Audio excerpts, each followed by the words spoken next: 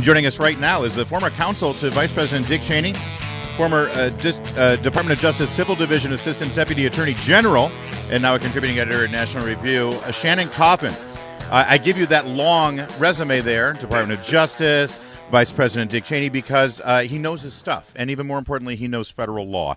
Let me ask you, thanks for joining us, first of all, Mr. Coffin. Thanks, Larry. I hope I can live up to that. Well, I want to talk about your latest article. We're expecting big things here. Your latest article really talks about this correspondence that's just been revealed with Tony Blair, and that's critical. I want to get to that. But first, let me ask you this. Hillary Clinton, their campaign has many different stories and many different defenses about her private server. But one of the things she keeps saying constantly, one of her talking points is, the State Department allowed her to do this. This was permitted by the State Department. What does she mean by that, and how, in fact, was this permitted by the State Department? Is she right? Well, she couldn't be more false. And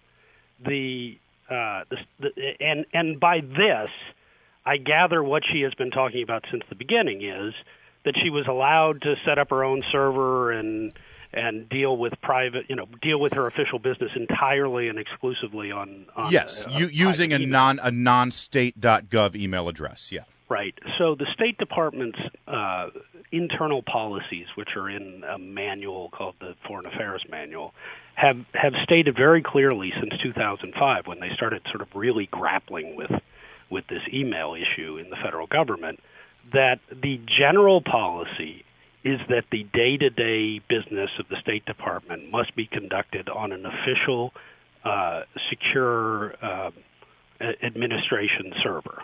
So that couldn't be any clearer. What the rule says, though, is, okay, we recognize there are circumstances where every now and then an employee is going to not be able to have access to a server. Maybe the server's down, whatever the situation is, and they may need to use their Yahoo account or their Gmail account. We recognize that that's permitted in those off circumstances, as long as you consider, before you send it, that it's more subject to hacking, there are more security problems, and you probably don't want to send just anything over those systems.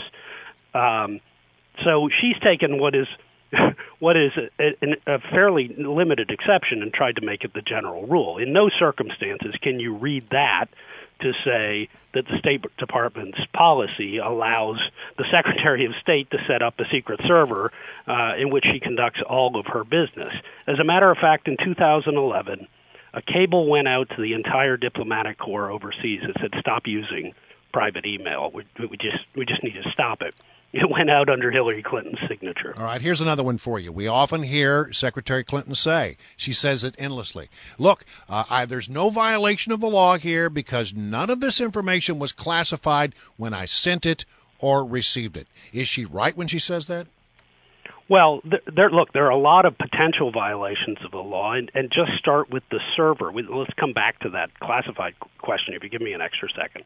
The server itself, there are federal laws saying that the custodian of federal records can't conceal them, can't alter them, and can't destroy them. And arguably, she's done all of those. She concealed the existence of all of her federal records during her tenure and 2 years beyond. She's destroyed 30,000 emails. Heaven knows what were in those emails, and she altered some of the emails she sent back to the State Department eventually. So, and all of those are such serious violations that Congress said that someone who is caught doing so is permanently debarred from federal office. Now, that may not apply to the presidency for constitutional reasons, right, but it at least shows that it's a serious violation. Right. But with the classified information, first of all, what you're seeing in these emails that have been released in the last couple of days undermine entirely the premise that she didn't know. That the very nature of the information is what is called foreign government information. It's government-to-government communications that were meant to be held in confidence. It's like when your schoolyard friend tells you a secret. Our schoolyard friends throughout the world tell us secrets, and we're expected to keep them in confidence, and there's a reason for that. to protect our sources and to protect our relationships. That brings us to this email exchange with Tony Blair over him going to talk to Benjamin Netanyahu during a very sensitive moment during Secretary Clinton's tenure. Tell us what you found in those emails and how it really blows apart this idea that Hillary Clinton didn't know and didn't send confidential info. So in September 2010, when the Middle East peace talks that President Obama was trying to kickstart again were falling apart, Hillary Clinton diverted Tony Blair, who was then the Middle East envoy, from a speech in Aspen over to Israel to speak with Bibi Netanyahu.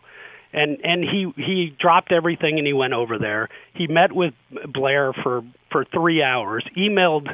And by the way, Tony Blair had Hillary Clinton's private email before the American people did.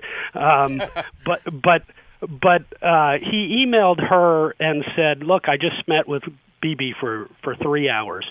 We should talk about this, but," he says, "we should do so on a secure line."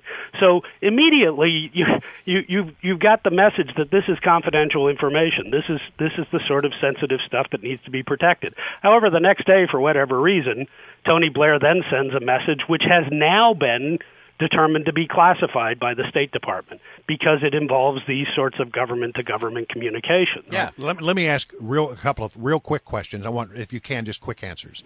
So when she says, "Look, I didn't know it was classified, and I didn't know that I was receiving classified information. I never sent classified information," can that still be a violation of the law if she didn't know it?